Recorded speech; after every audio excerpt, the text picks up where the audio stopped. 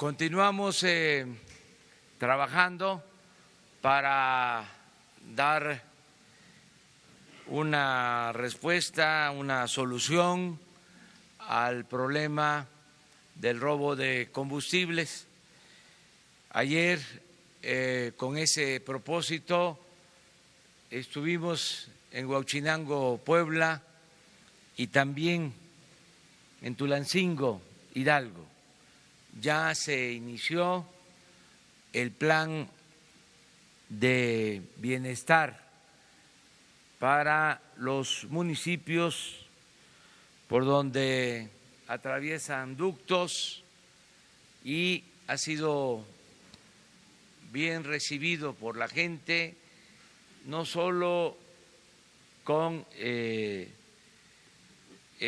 propósito de que se beneficie a los ciudadanos que por necesidad tienen que dedicarse a estas actividades, sino también por la colaboración de la misma gente. Hay una actitud de participación de los ciudadanos ayudando en este plan. Es todo un pueblo ayudando, respaldando las acciones que se están llevando a cabo. No hay resistencia en la población, al contrario, hay cooperación, hay respaldo a la acción del gobierno. Esto ha llevado a que la misma gente esté ahora denunciando las tomas clandestinas que existen. Antes no querían meterse por una serie de consideraciones, hacer denuncias, ahora están ayudando comunidades completas.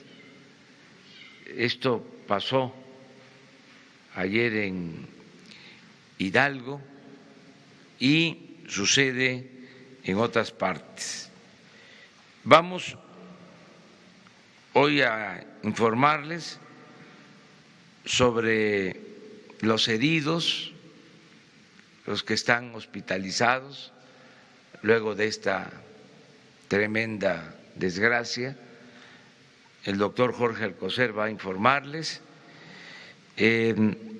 Posteriormente vamos a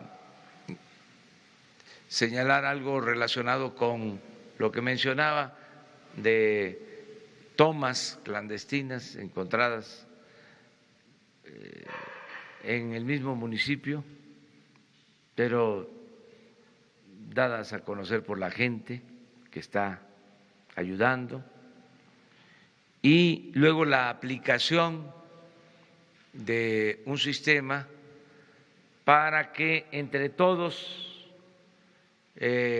controlemos, para que el mercado controle el precio de las gasolinas. Es algo legal, es nada más tener la información, es un plan, una aplicación que se llama ¿Quién es quién? En el precio de las gasolinas. Ya existía el sistema, pero nadie lo conocía. Y es una muy buena aplicación que hoy se va a presentar para saber cuánto cuestan las gasolinas y que la gente libremente opte por ir a cargar en la estación en donde esté mejor el precio.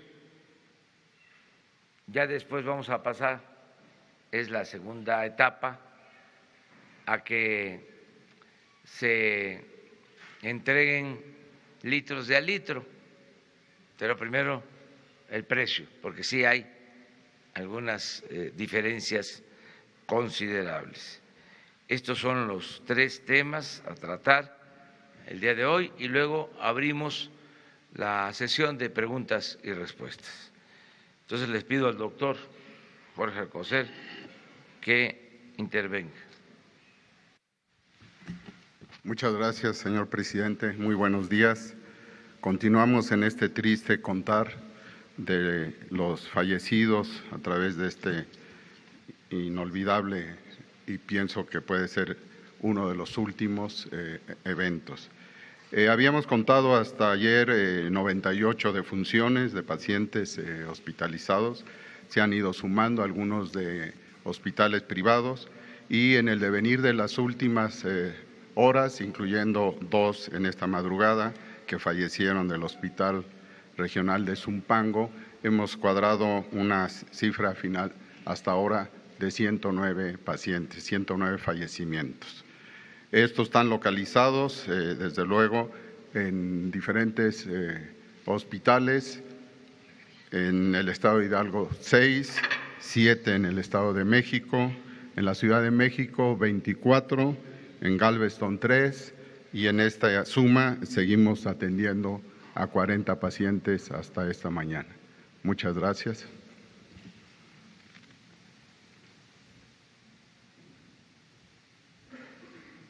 Con su permiso, señor presidente.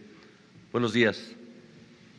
La Policía Federal, en una labor de restablecimiento emocional de la población de la localidad de Tlalhuelilpan, Hidalgo, en donde ocurrió el lamentable accidente, la explosión, hacemos trabajo de proximidad social. El trabajo social a cargo de policías federales, psicólogos expertos en atención emocional, ha logrado mantener no solamente la seguridad perimetral de la población de la localidad, a efecto de evitar riesgos de accidentes, y ha sido la propia sociedad, la comunidad, la que nos informó la existencia de 14 tomas clandestinas de altísimo riesgo que estaban en las inmediaciones de esa población en el desarrollo de los ductos de Pemex. Cabe resaltar que tenemos vigilancia y seguridad en toda la red nacional de ductos de Pemex, con personal del Ejército, de la Armada y de la Policía Federal. Por lo que se refiere a esta labor, la comunidad nos llevó hasta 14 puntos en donde, como pueden ver en las imágenes, existían tomas clandestinas.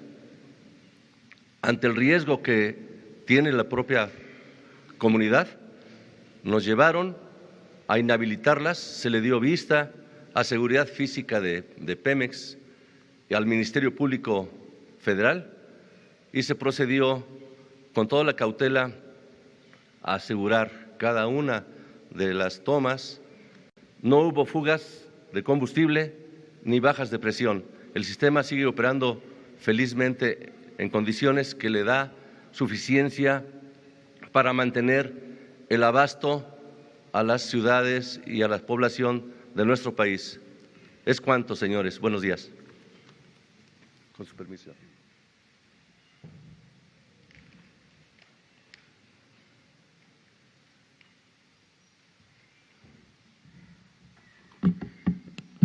Sí, buenos días.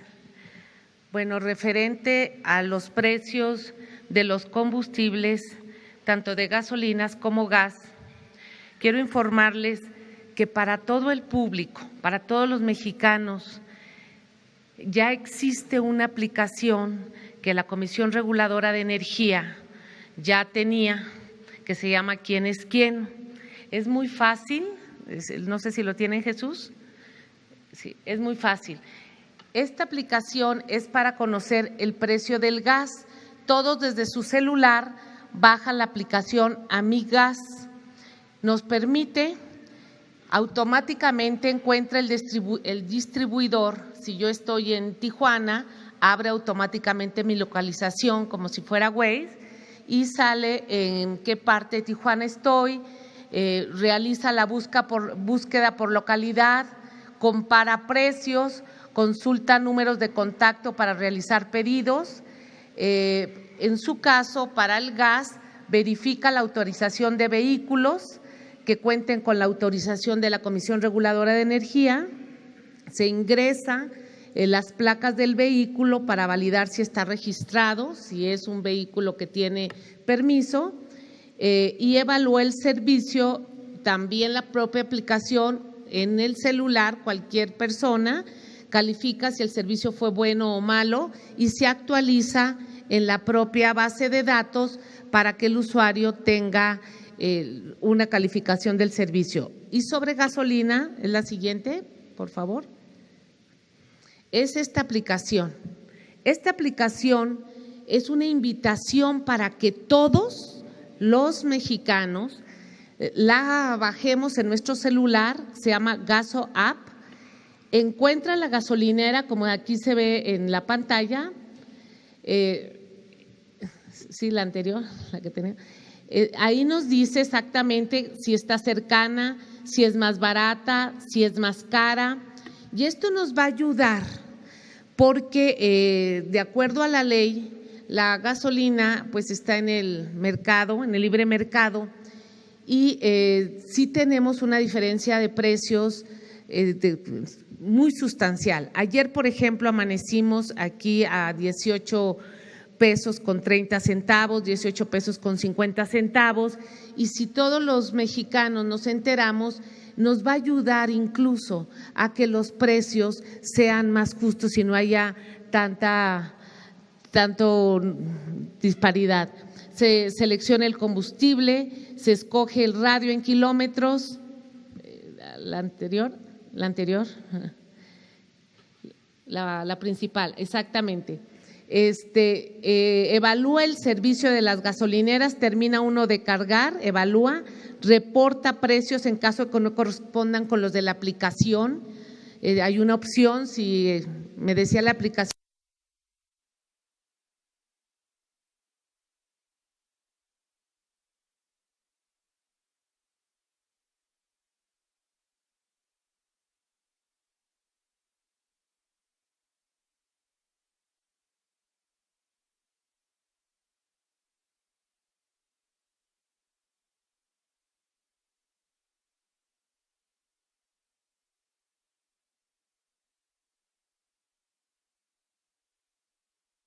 Esto es básicamente la información.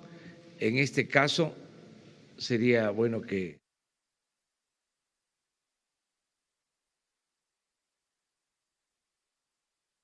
lo vayan viendo para ver si al final de el diálogo circular de la conferencia ya podamos decir que sí funciona o recomendarlo para que los ciudadanos usen este sistema. Debo aclarar que los distribuidores de combustibles se han portado bien en general, no se han aprovechado de la circunstancia. Son muy pocos los que han mantenido elevados los precios. La mayoría de las gasolinerías han mantenido un precio razonable de acuerdo al margen de utilidad que se tiene establecido en el mercado. Pero es para evitar que unos pocos actúen indebidamente. ¿Quién controla los precios? La misma gente con este sistema de información. Hay que ir a cargar gasolina en donde hay buen precio y en donde se pueda demostrar posteriormente que se entrega completo, es decir, litros de a litro, que no hay fraude en las estaciones de distribución de gasolinas. Entonces sí, vamos a empezar ya con la sesión de preguntas y respuestas. Los tres, ustedes, Y luego 3 mujeres, 3 compañeros de acá. ¿Sí? Gracias, señor presidente. Manuel Rápalo con el medio Al Jazeera en inglés. La pregunta sobre Venezuela. Si nos puede aclarar su posición y el papel que piensa que le va a tocar a México como mediador en el proceso de la paz en el conflicto. Ya fijamos ayer nuestra postura a partir de lo que establece nuestra Constitución. El artículo 89 de la Constitución, fracción 10ª, con mucha claridad, define cuál debe ser la política exterior de México, apegada a principios como el de no intervención, el de autodeterminación de los pueblos, el de la solución pacífica de las controversias, el del diálogo, el de la defensa de derechos humanos. Entonces, con esos principios estamos actuando. Nosotros vamos a procurar siempre tener buenas relaciones con todos los pueblos y con todos los gobiernos del mundo. Y este caso lo está tratando el secretario de Relaciones Exteriores, Marcelo Ebrard, con todo nuestro respaldo y con respeto a lo que establece nuestra Constitución. Nosotros tenemos una historia muy importante en cuanto a política exterior, apegada a principios, y eso va a continuar. Si en algún tiempo se desviaron de esos principios, nosotros no lo vamos a hacer, no vamos a actuar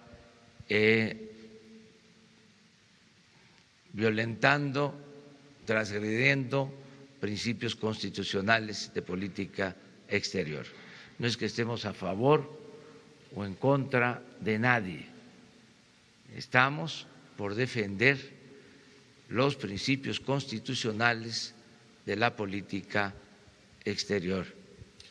Eso es básicamente.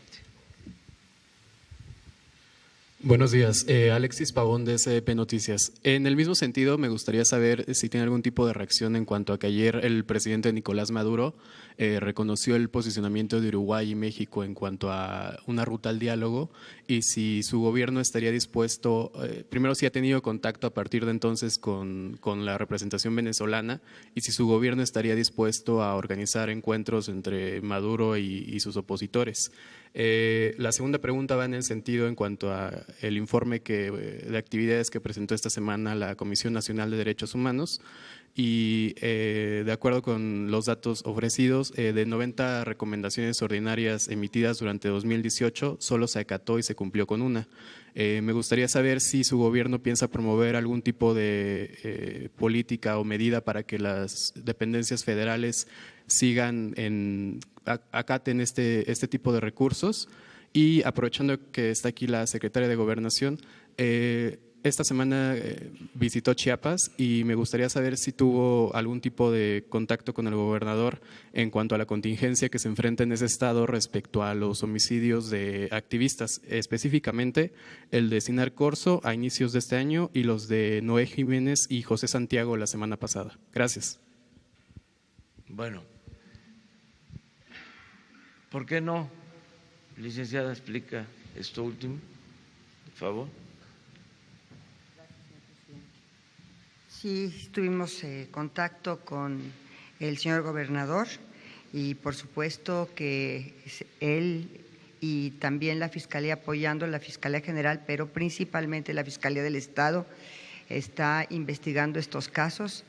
En uno de ellos, no recuerdo cuál de ellos porque no traigo ahorita mi nota, de Chiapas concretamente. En uno de ellos ya tiene inclusive a uno de los homicidas, de los asesinos que perpetraron este ilícito, y está detenido.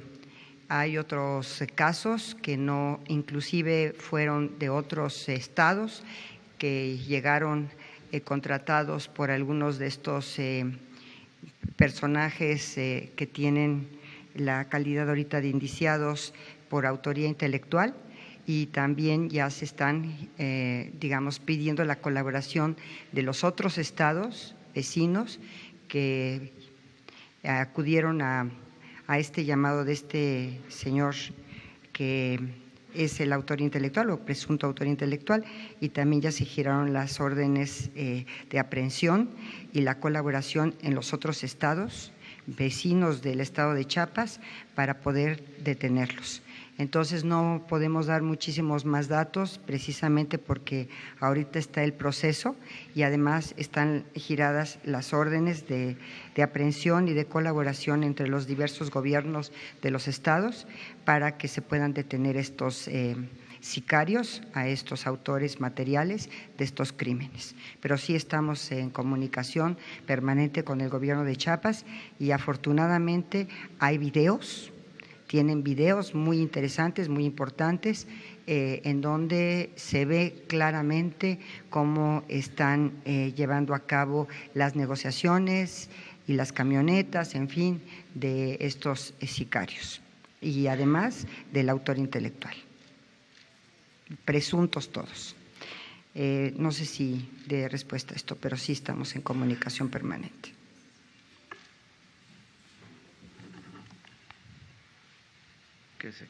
Nada más también para comentarles que acerca de las recomendaciones de la Comisión Nacional de Derechos Humanos, hemos hecho el compromiso de acatarlas, de hacer caso a todas las recomendaciones de la Comisión de Derechos Humanos. Vamos nosotros a proteger a quienes son víctimas de violación de derechos humanos. Aquí quise que se quedara la licenciada Olga Sánchez, porque ayer nos comentaron sobre el caso del periodista asesinado en Sinaloa, Javier Valdés, y tengo entendido de que van a estar familiares el día de hoy, su esposa. Le he pedido a la secretaria de Gobernación que le atienda personalmente, que le dé toda la información que tenemos, que platique con ella y que tenga la seguridad plena de que nosotros vamos a apoyar en toda la investigación, todo lo que esté de nuestra parte, y que las veces que desee estar aquí con nosotros y expresarse, manifestarse, están abiertas las puertas para atenderle. La licenciada tiene un informe que presentarle, no lo queremos hacer público por razones de tipo legal, pero que se les va a informar ampliamente, y vamos a estar nosotros al tanto de esto, y si pasa el tiempo y no hay avances, que venga con nosotros y que aquí se pueda expresar. Esta es una tribuna también para todos los ciudadanos. ¿Tiene interés en decir algo? Pásale. ¿O acá?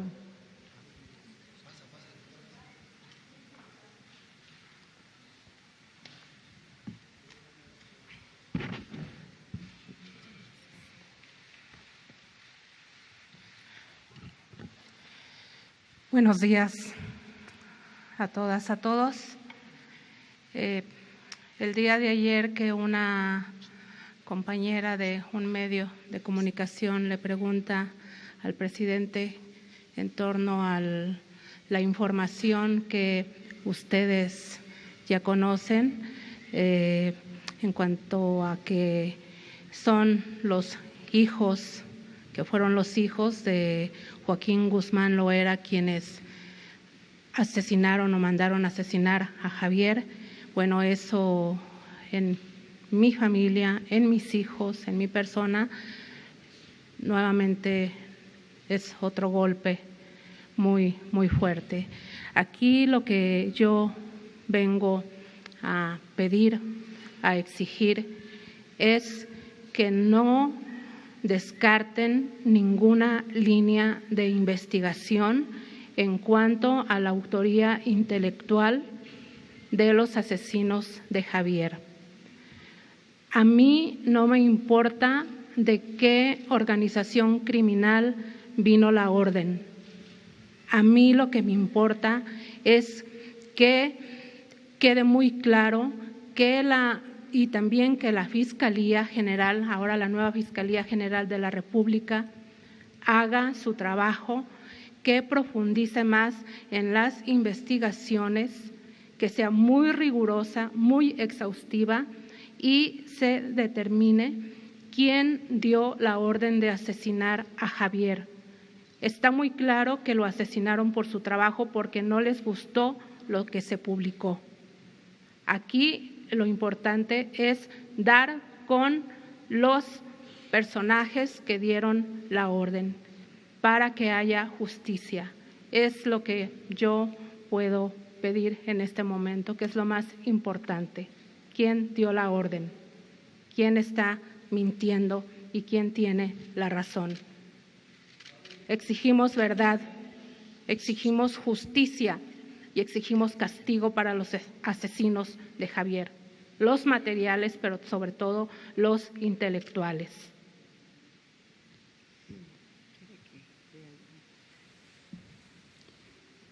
Señora Griselda Triana, por supuesto el Gobierno de la República está empeñado en hacer justicia, en atender las preocupaciones que nos acaba de manifestar. No se descarta una sola línea de investigación. Todas las líneas de investigación serán agotadas hasta encontrar las razones y a los culpables del asesinato de su esposo, Javier Valdés. Fuera del proceso que se desarrolla en las Cortes de Nueva York, tenemos el firme propósito de llegar a la verdad, hacer justicia y al castigo de los responsables de este y de otros crímenes de periodistas. El Gobierno de la República, del presidente Andrés Manuel López Obrador, nos ha instruido precisamente y estamos convencidos de que el ejercicio de la libertad de expresión y las garantías del derecho a la información son la base de una democracia plena y representativa de la ciudadanía. Tenemos el propósito de llegar a la verdad y de hacer justicia y no vamos a descartar una sola de las líneas de investigación. Por otra parte, el Gobierno está convencido de que los mecanismos de protección a periodistas y defensores de derechos humanos tienen que ser eficientes, tienen que ser eficaces y vamos a apoyar y estamos apoyando en la Secretaría de Gobernación todos estos mecanismos de protección de periodistas y defensores de los derechos humanos. Muchas gracias. ¿Se ponen de acuerdo? Pasas a la Secretaría hoy, como a la 1:30, por favor. Para que te dé yo la información que no podemos hacer pública.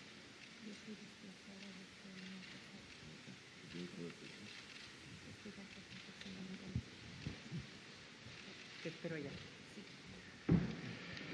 Bueno, acerca de si México está en condiciones de permitir que las partes en conflicto en Venezuela cuenten con la intermediación de la Secretaría de Relaciones Exteriores para lograr el diálogo y la solución pacífica de las controversias lo establece nuestra Constitución.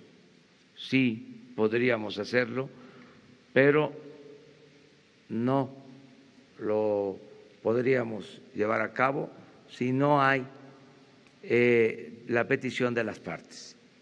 No vamos a ser oficiosos. Nosotros vamos a respetar nuestros principios y si las partes lo solicitan, estamos en la mejor disposición de ayudar para que haya diálogo y sin el uso de la fuerza, de la violencia, se resuelven los problemas. También sin descartar el respeto a la legalidad y a la democracia. Diálogo, eso es lo mejor en todos los casos, no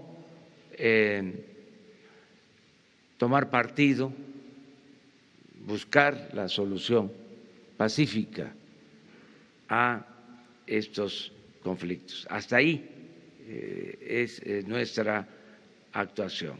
Y tiene instrucciones, repito, el secretario de Relaciones Exteriores para apoyar en la medida de nuestras posibilidades, sin injerencia en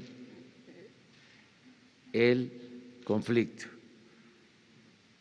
Esto tiene que ver con una tradición histórica de nuestro país en política exterior. No nos debemos de meter en asuntos de otros pueblos y de otras naciones porque no queremos que ninguna hegemonía, ningún gobierno extranjero intervenga en los asuntos que solo corresponden a los mexicanos. Ese es el principio general. Bueno, entonces vámonos por acá con mujeres, compañeras. Hola, presidente, buenos días. Rosa Elena Soto, de Acústica Noticias y La Neta Noticias. Pues muy cerca de Huachinango, donde fue ayer a esta gira para hablar con los pobladores, está una hidroeléctrica en Necaxa. Ahí se entregaron concesiones el sexenio pasado a la empresa Motangil y al ESME. Muchos de estos contratos hay señalamientos de que estuvieron plagados de corrupción. Yo le preguntaría, señor, si se revisarán los contratos de las denuncias que se presentaron en su momento al respecto, también si hay huachicol eléctrico, si se van a revisar estos contratos y a estas personas que se les dieron estos contratos en su momento el sexenio pasado, ¿de qué magnitud es el huachicol en el sector energético eléctrico? Pues es que está plagado el gobierno de huachicol. Hay huachicol en las distintas áreas del gobierno, huachicol en la compra de medicinas, huachicol en la industria eléctrica, huachicol también en la construcción de obras, huachicol arriba y abajo, y vamos a terminar con el huachicol, vamos a terminar con la corrupción y se va a revisar todo, no va a haber impunidad. En estos contratos hay revisión y si hay denuncia van a seguir su curso en las instancias correspondientes. Tenemos que buscar una solución a el conflicto que se originó con el despido de más de 40,000 trabajadores de la empresa de Luz y Fuerza del Centro. Están por todos lados. Parte de esto que menciona de la empresa Necaxa tiene que ver con un grupo de trabajadores de la empresa de Luz y Fuerza del Centro. Le he pedido a la secretaria de Energía, Rocío Nale, que hable con todos, porque complica la situación el hecho de que están divididos. Tenemos que buscar la forma de unificarlos, sobre todo a los trabajadores, tomando en cuenta también la opinión de los antiguos dirigentes. Este era un sindicato ejemplar, era el sindicato posiblemente más democrático de México durante muchos años, hasta que lo quebraron, lo destruyeron con saña en el periodo neoliberal. Entonces, tenemos que buscar la forma de ayudar a los trabajadores y de resolver casos de corrupción que se hayan presentado, no atribuibles a los trabajadores, sino a empresas que se valieron de la ocasión. Pero en eso estamos. Aprovechando, pues en la semana Javier Lozano mencionaba que el despido de trabajadores, de burócratas que se da en sus sexenios es comparable con el que se dio en la época de Felipe Calderón, con esta situación del SMI. No, ¿Qué piensa nosotros al no. respecto? El ajuste se hizo arriba, nada más se cortó el copete de privilegios.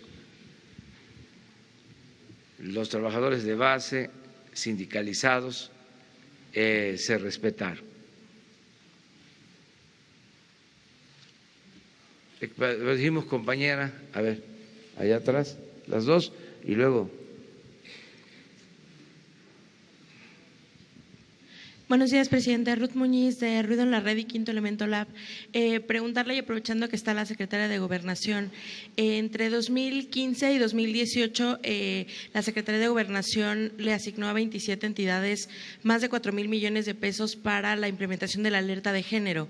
Dinero que los estados gastaron en todo menos en el mecanismo y que, bueno, se ha visto reflejado en el incremento de este delito. Saber si hay algún mecanismo de fiscalización que vaya a hacer la Secretaría de Gobernación para cómo están gastando las entidades este dinero y saber si ya hay algún plan específico de su gobierno para atender esta problemática. Usted ha dicho que va a atender la seguridad pública de todos, pero sabemos que el feminicidio es un delito específico que requiere atención específica.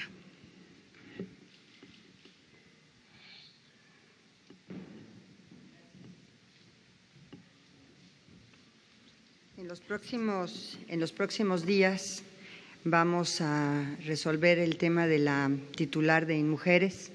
Pienso que no va a tardar más de 1 o 2 semanas máximo, porque se tienen que agotar los procedimientos para su nombramiento y le vamos a presentar al señor presidente la terna que me ha instruido que se le presente para que él elija a la titular de InMujeres. Y también tenemos que proceder al cambio de la titular de CONAVIM dentro de la Secretaría de Gobernación. Por supuesto, y todos lo saben y lo conocen, yo tengo un compromiso no solamente personal, sino institucional con el tema de los feminicidios. Creo que nuestro país encabeza, por decirlo menos, la lista en la región de los países que tienen este grave problema. Desde luego vamos a enfocarnos primordialmente en la prevención del delito de feminicidio. Le comentaba en algún momento al señor presidente, esto es un producto básicamente de violencia que surge desde la familia. Entonces, concientizando y reforzando a la institución familiar para evitar violencia tanto en contra de la mujer, cuanto más también a veces en contra de los propios hijos de ambos padres, contra ellos. Vamos a estar tenemos programas y vamos a estar muy abocados a estos dos tipos de violencia. Estamos por también echar a andar el programa de disciplina, le hemos dado recursos, ya le dimos una estructura, Ricardo Bucio va a estar a cargo de esto, se le ratificó, pero en los próximos días daremos a conocer tanto a la titular de CONAVIM como a la titular de INMujeres para echar ya a andar el programa de violencia en contra de las mujeres. Desde luego, la alerta de género, a pesar de lo criticado que ha sido, es un instrumento y una herramienta muy importante para que el Gobierno pueda tener esta prevención en materia de feminicidios.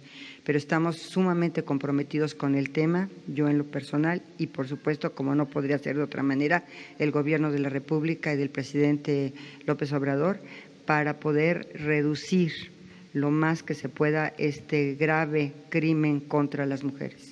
Muchas gracias. ¿Qué pasaría, perdón, con los 4,000 millones que ya se asignaron, que ya gastaron las entidades y que pues no están viéndose reflejados? A ver, van a tener que transparentarse todos los recursos, peso a peso de lo que se les entrega a las entidades federativas para los temas de prevención de la violencia en contra de la mujer y de los programas de los institutos estatales de las mujeres, se va a revisar. Por supuesto, se asignó, y lo cual estamos sumamente reconocidas al presidente de la República, que se dieron todos estos recursos para la prevención de la violencia, y también tenemos que dar buenos resultados, no solamente a nivel internacional en la CEDAW, sino al pueblo de México respecto de la prevención, porque más que otra cosa es prevenir que se vayan sucediendo estos graves ilícitos en contra de las mujeres. Una compañera, sí.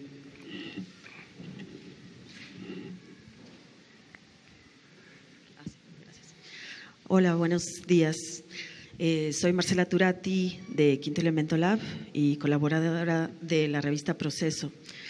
Primero, como periodistas nos unimos al reclamo de justicia por los colegas asesinados y desaparecidos. Y mi pregunta ahora es, con los restos de las personas calcinadas en Tlahuelilpan, al igual que con los restos también de muchas personas encontradas en fosas clandestinas que están siendo encontradas, bueno, que tenemos muchas fosas en el país. Quería saber si van a pedir ayuda internacional para la identificación de estos restos y hablando también del tema de desaparecidos, ¿cuándo van a presentar una política, su política pública sobre desaparición de personas, que no solo sea sobre los 43, sino para los 40,000? ¿Cuál va a ser esa política? Y la otra es la promesa que hizo de pedir perdón a las víctimas el día que iba a asumir. ¿Qué pasó? ¿Se va a pedir perdón a las víctimas de la violencia o no? Gracias. Ya lo hice y lo voy a seguir haciendo, y es una deuda que tenemos con miles, millones de víctimas, familiares de víctimas, más de 1 millón de víctimas de la violencia, solo de el 2006 a la fecha. Y el compromiso de hacer justicia, de lograr encontrar a los desaparecidos, ayudar a sus familiares en esa búsqueda. La Secretaría de Gobernación tiene esa encomienda. Ayer lo comentaba, bien podría decirse que la mayor función o la función más importante de la Secretaría de Gobernación es la protección de los derechos humanos. Ese es el nuevo enfoque de la Secretaría de Gobernación. Y vamos a pedirles a ellos que les presenten todo el programa que se está aplicando. Ya se ha dado a conocer, hemos estado en reuniones con víctimas desde antes de que tomáramos posición del gobierno y lo vamos a seguir haciendo. Hoy precisamente no está aquí el subsecretario de Gobernación porque está ocupado de atender a víctimas y la licenciada se va a poner de acuerdo con ustedes para que se haga una presentación sobre el plan general. Eso es lo que puedo yo comentar. Perfecto. Entonces vamos a esperar esta presentación, que nos avisen para… ¿Y va a pedir ayuda internacional para la identificación de restos y de restos de fosas también? Todo lo que se necesite. Nosotros no nos vamos a cerrar, no vamos a ocultar la verdad. Ese es un distintivo del nuevo gobierno, la transparencia, el que la vida pública sea cada vez más pública, no ocultar nada. Aunque se trate de temas muy dolorosos, decirlo, no evadir nuestra responsabilidad, ¿no? Para nada. A ver, 3 hombres. Vamos, Ricardo. Señor presidente, si me permite, en homenaje a Javier Valdés, quien nos dejó una lección de vida en lo profesional y en lo personal, a todos quienes lo tratamos. Señor presidente, es entendible y muy loable que su gobierno esté atendiendo las emergencias de todas las comunidades por las que atraviesan los ductos, porque está visto que en este país los pobres son siempre los que pagan las tragedias. No hay tragedias en los fraccionamientos de los ricos, nunca. Lo que para muchos de nosotros fueron molestias, las colas en las gasolineras, para ellos es fuego y muerte. La pregunta, señor presidente, es si se atreverá usted a enfrentar el tótem, el vellocino de oro de los gobiernos recientes para desarrollar un nuevo modelo económico propio, como han hecho Corea, Malasia, Singapur en el sudeste asiático, Botswana en África. Un nuevo modelo de vida de este país para aprovechar lo que usted llama el enorme potencial del trabajo y la honradez de los mexicanos, además de nuestras tierras, nuestras costas, nuestra ubicación geoestratégica que nos permite mirar a todo el mundo. Pero sobre todo, cerrar ya no la brecha, sino la inmensa, creciente, brutal y ofensiva distancia entre los cada vez menos que tienen más y los cada vez más que tienen menos, señor presidente. Eso, Ricardo, es el propósito del gobierno, propósito principal. A mí no me importa la parafernalia del poder, no estoy aquí para disfrutar del cargo. El poder, siempre lo he dicho y lo he puesto en práctica, el poder solo tiene sentido y se convierte en virtud cuando se pone al servicio de los demás. El propósito del gobierno que represento es llevar a cabo la cuarta transformación de la vida pública del país.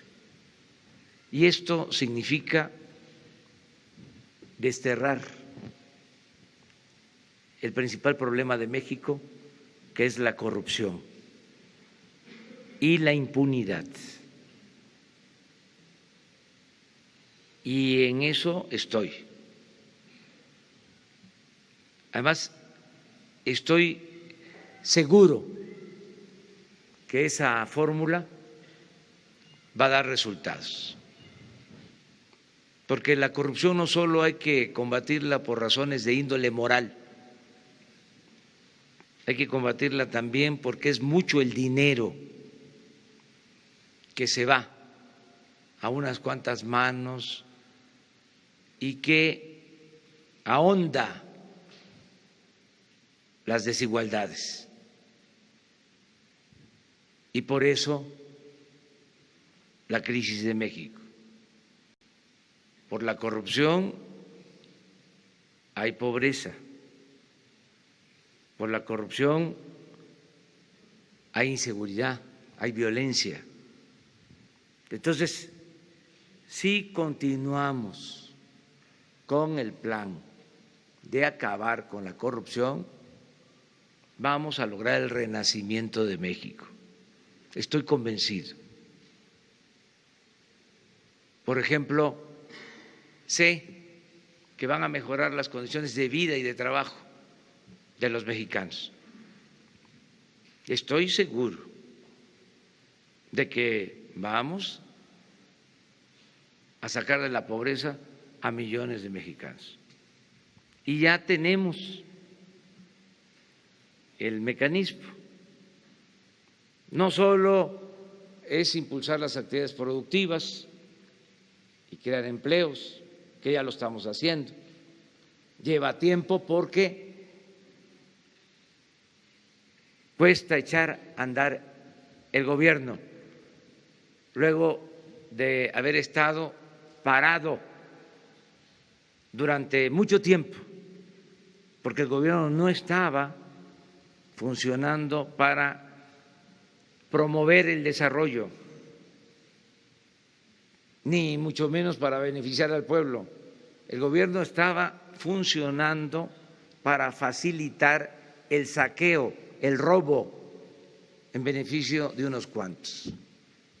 Entonces, echar a andar el gobierno para promover el desarrollo, para que no sean nada más los negocios lo que importe, los negocios jugosos, para traficantes de influencia, para políticos, pues es tener que pensar en la siembra de 1 millón de hectáreas de árboles frutales, maderables, en ejidos, en pequeñas propiedades que fueron abandonadas. Bueno, muchos pobladores del campo se vieron en la necesidad de emigrar y ahora lo que queremos es que esas tierras abandonadas se siembren y que la gente se arraigue y que no tenga necesidad de emigrar, que el mexicano pueda trabajar, pueda ser feliz, como siempre lo digo, donde nació, donde están sus familiares, sus costumbres, sus culturas.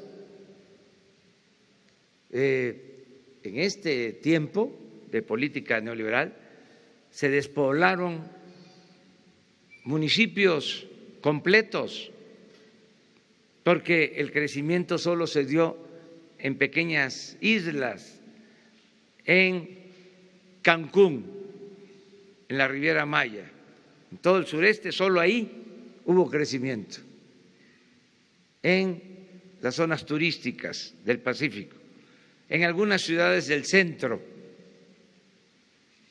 del país, en el Bajío, en las ciudades fronterizas, pero en el resto del territorio no hubo crecimiento económico. Entonces, estamos echando a andar al gobierno para impulsar actividades productivas, para crear empleos, para que haya bienestar. Y otra cosa que es muy importante y cuesta trabajo, pero como estamos ocupados de esto, vamos a salir pronto.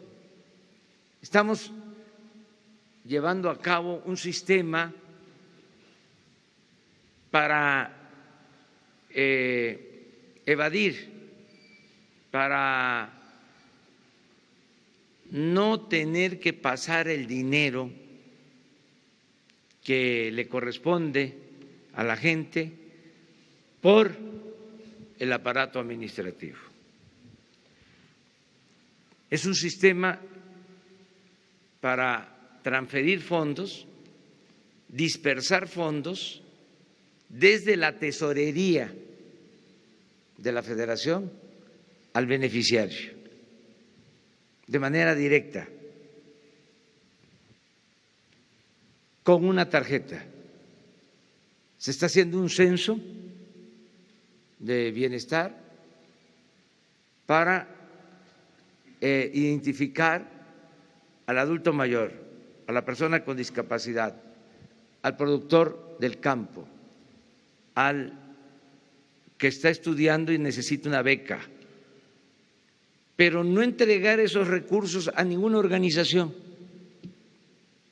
ni pasarlos por las instancias administrativas del gobierno.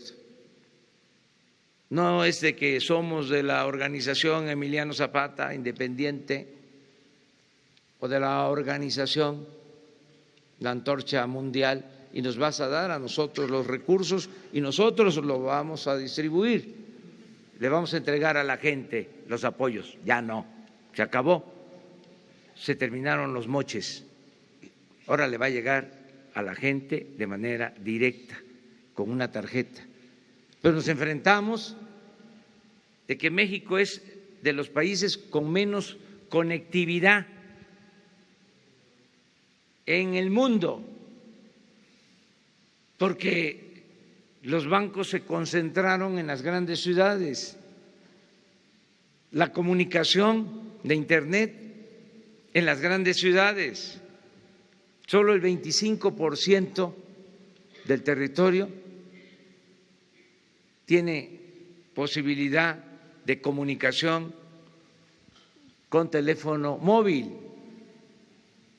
A veces los técnicos hablan de la inclusión financiera y ya están haciendo operaciones por teléfono, porque existe Internet, pero en nuestro país no hay ni siquiera comunicación por telefonía móvil en cabeceras municipales. Entonces, tenemos que crear toda esta infraestructura. Y se habló de reforma de las telecomunicaciones. ¿Y en qué se benefició la gente?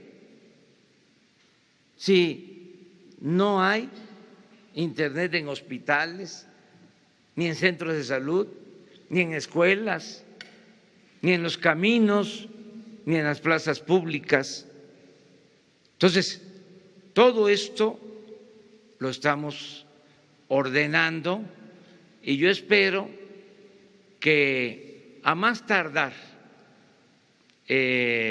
a la mitad de este año, cuando estemos cumpliendo 6 meses, esté echado a andar todo el gobierno con una nueva concepción, con una nueva filosofía.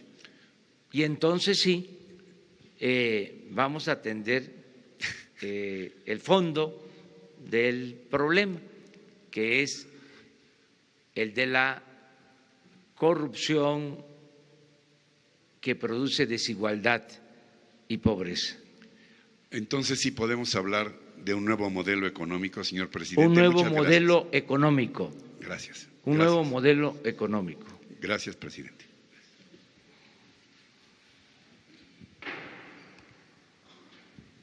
Hola, presidente. Buenos días. Agustín Velasco de Uno TV. Quisiera preguntarle si ya tiene el número de los mexicanos que están en Venezuela, si su gobierno va a emitir una alerta por la situación de violencia que hay en ese país. Y en el mismo tema, la titular de la CONADE dijo que México podría albergar la Serie del Caribe por la situación por la que está atravesando este país. Si esto es cierto, si usted está enterado, si es posible que esto pueda ocurrir. Gracias.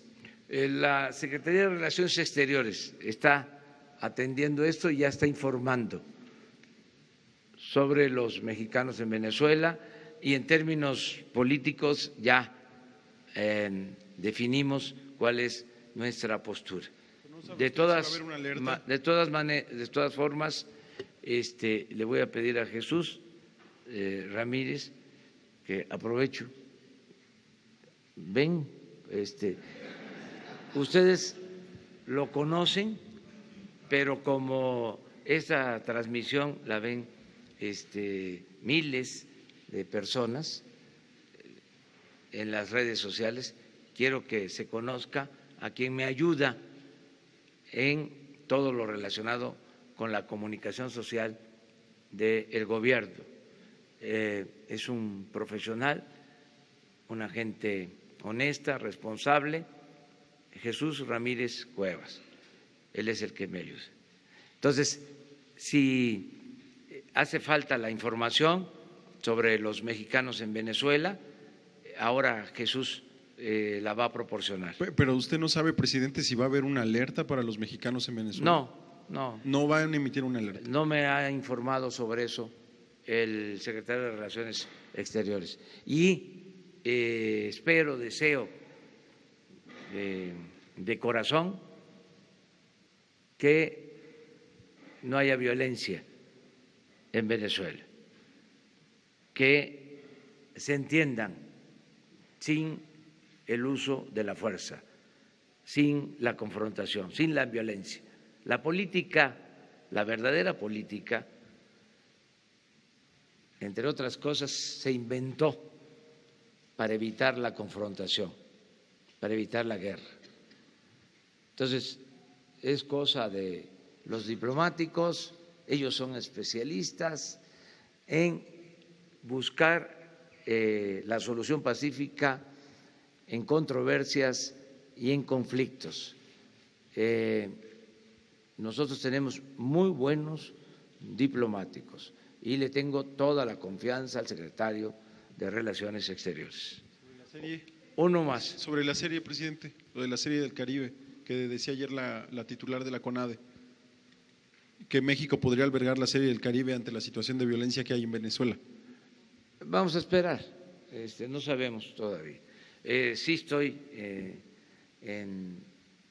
también informado de que están jugando la final de la Serie del Pacífico, que quedó Jalisco, los Charros, con Obregón. Ya no me pidan a quién le voy porque eso ya es otra cosa que puede generar susceptibilidades, celos, sentimientos.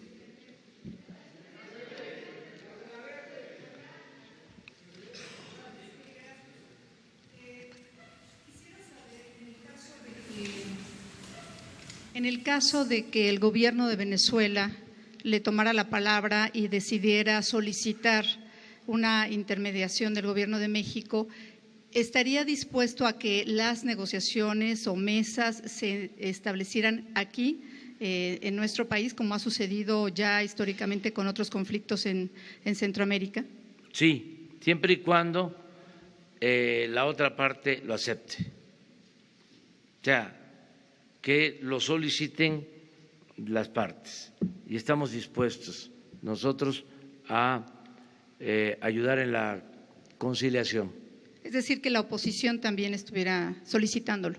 Sí, las partes. No podemos solo, porque lo plantea una parte, decir aquí estamos.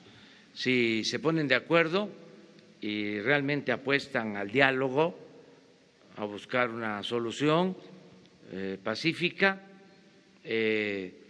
nuestro país lo ha hecho en otras ocasiones en temas de política exterior, lo volveríamos a hacer. Sí, servimos como intermediarios, como conciliadores, para buscar una salida pacífica, no la imposición, no la fuerza, no la decisión de las hegemonías, sino que con el diálogo se piense en la población, en este caso de Venezuela, se piense en el pueblo de Venezuela y se evite la violencia. La no violencia es nuestro estandarte, la no violencia. Gracias. Y nada más agregar, si sería posible que en la información que nos emiten a los medios de comunicación a través de los grupos de redes sociales que tenemos establecidos con la vocería, si nos pueden dar datos a través de un boletín, un comunicado oficial, porque nos han estado dando algunas informaciones informales que después parece que no tienen el sustento de la propia Secretaría de Salud. Gracias. Muy bien. Ya tomó nota, Jesús. Bueno.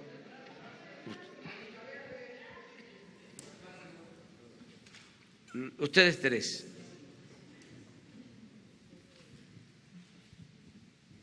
Buenos días, señor presidente. Muchísimas gracias. Soy Patrick Timmons de UPI, United Press Internacional.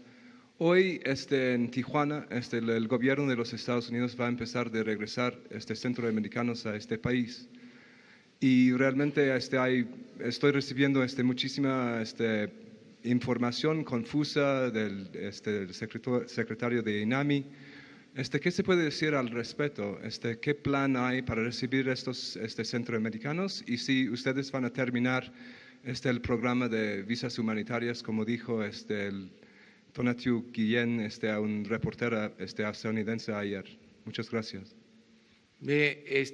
Tengo información de la secretaria de Gobernación y del secretario de Relaciones Exteriores sobre este tema, y hoy a la 1:00 p.m. va a haber una conferencia para fijar la postura del gobierno mexicano sobre la decisión que tomó el gobierno de Estados Unidos en este tema migratorio. Hoy a la 1:00 p.m. ¿Usted puede decir que si ustedes están compartiendo datos de los centroamericanos con los estadounidenses? Les van a informar el día de hoy, a la 1:00 p.m. Muchas gracias. Lo que queremos es en la Secretaría de Gobernación a la 1:00 p.m. Buenos días, presidente. Quisiera preguntarle, ayer nos decía que nos iba a entregar información sobre esta investigación que se estaba haciendo a las plantas de hidrógeno de la administración pasada que adquirió, si ya tendría algún avance de la Secretaría de Energía, y también pues opinión sobre esta información que conocemos el día de hoy, donde también había huachicoleo prácticamente en turbocina y que se adquiría en aerolíneas y en algunas entidades de la República. Si ustedes ya tienen información al respecto. A ver.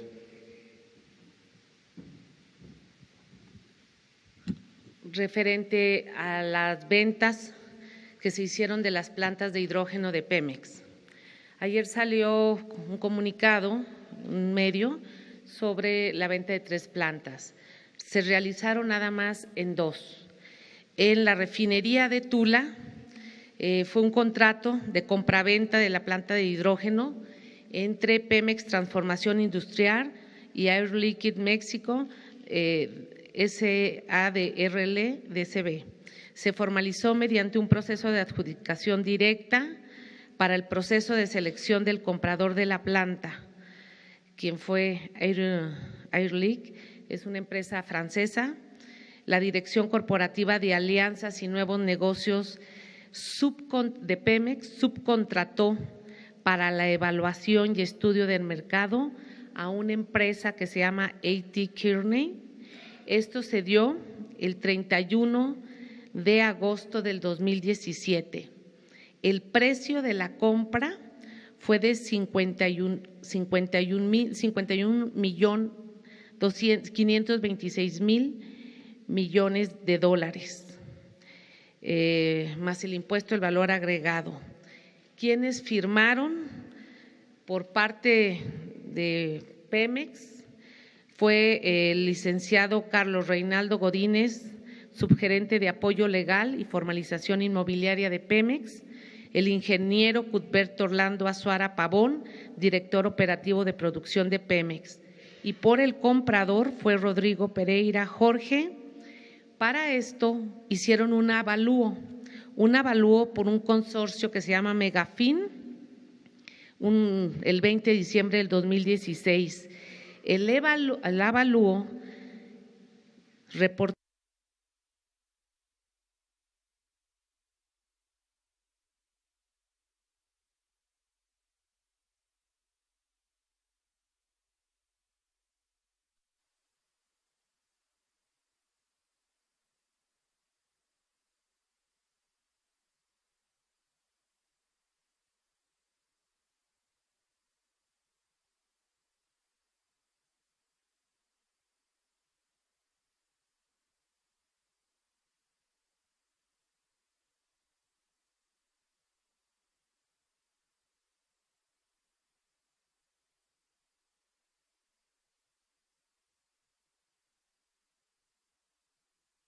las refinerías producen por sí en la planta reformadora hidrógeno.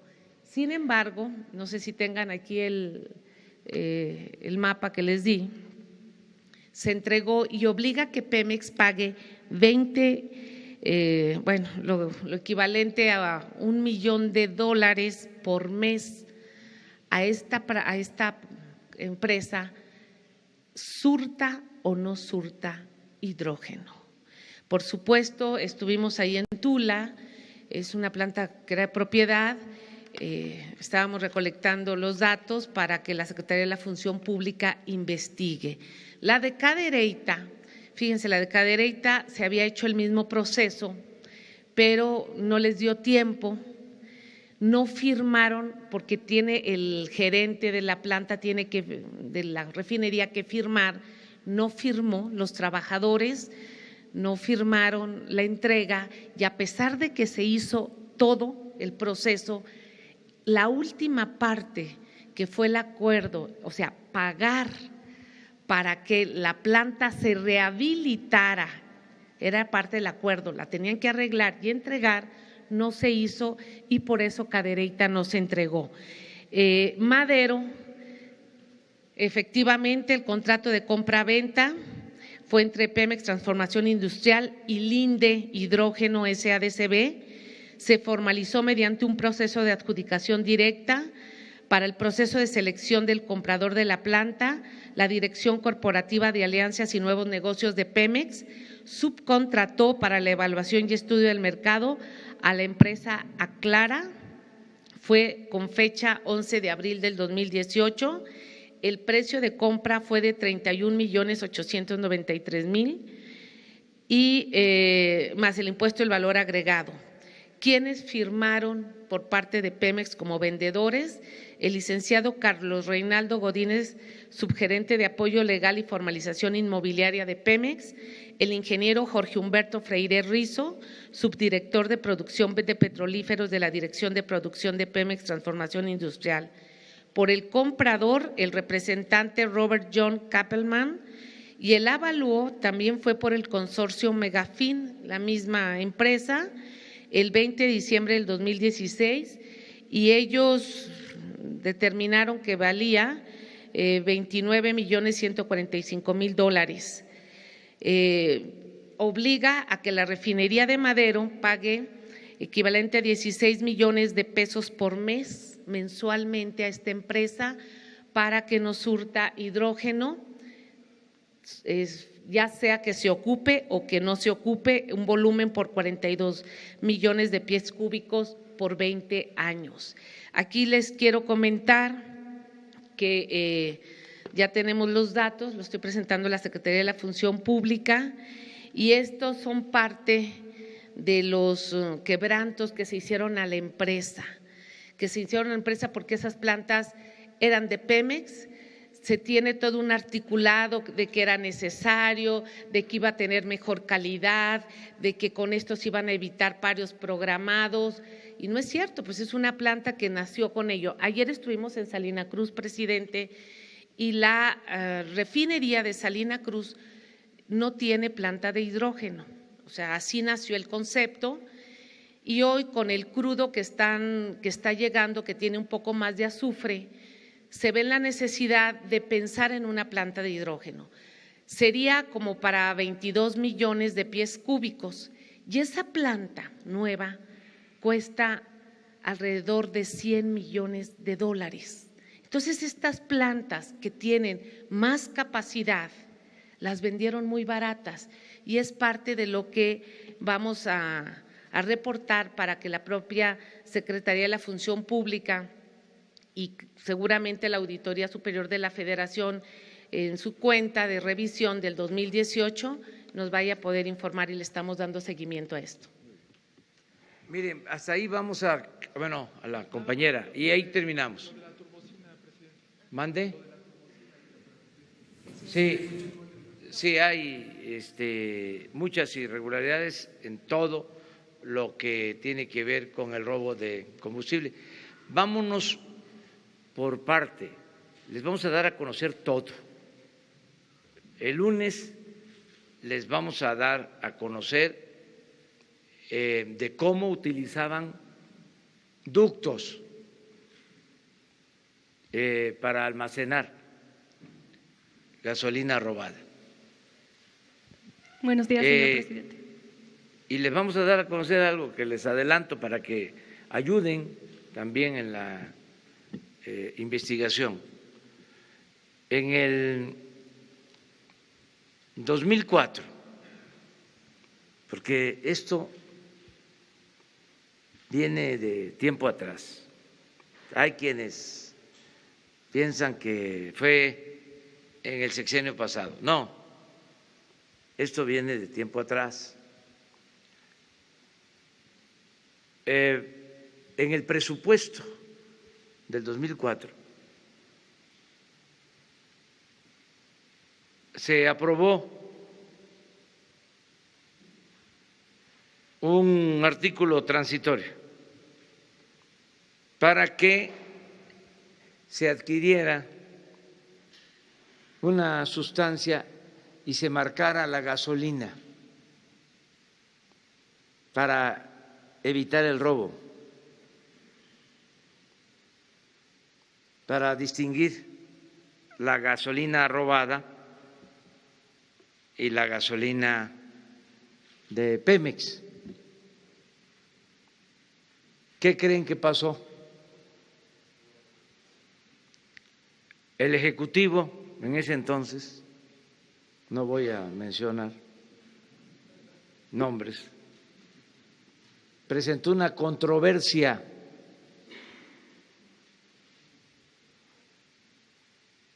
para quitar ese artículo transitorio. Y el Poder Judicial, la Suprema Corte, le dio la razón al titular del Ejecutivo. 2004.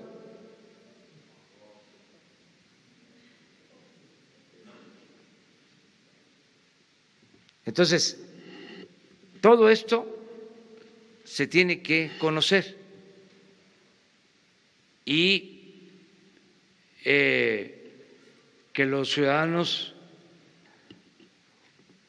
tengan todos los elementos, independientemente de si existen delitos de omisión, independientemente de eso, que nos enteremos, porque parece como si esto hubiese surgido de la noche a la mañana, y también de manera respetuosa, fraterna, cariñosa. Le pido a los que se dedicaron a defender al régimen corrupto, sobre todo a la política económica neoliberal, que es el tiempo de la autocrítica, ya no seguir en la autocomplacencia. Es tiempo de rectificar y de hacer una revisión en lo personal. ¿Cómo fue que se toleraron estos atracos, estos abusos? ¿Qué responsabilidad?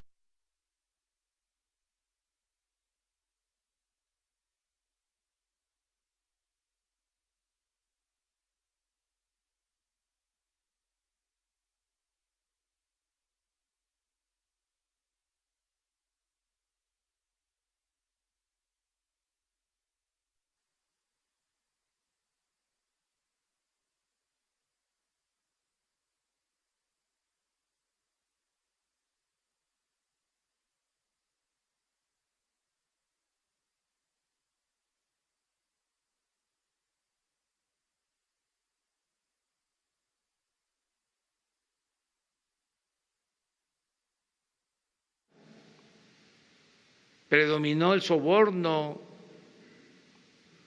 el beneficio personal, se abandonó al pueblo.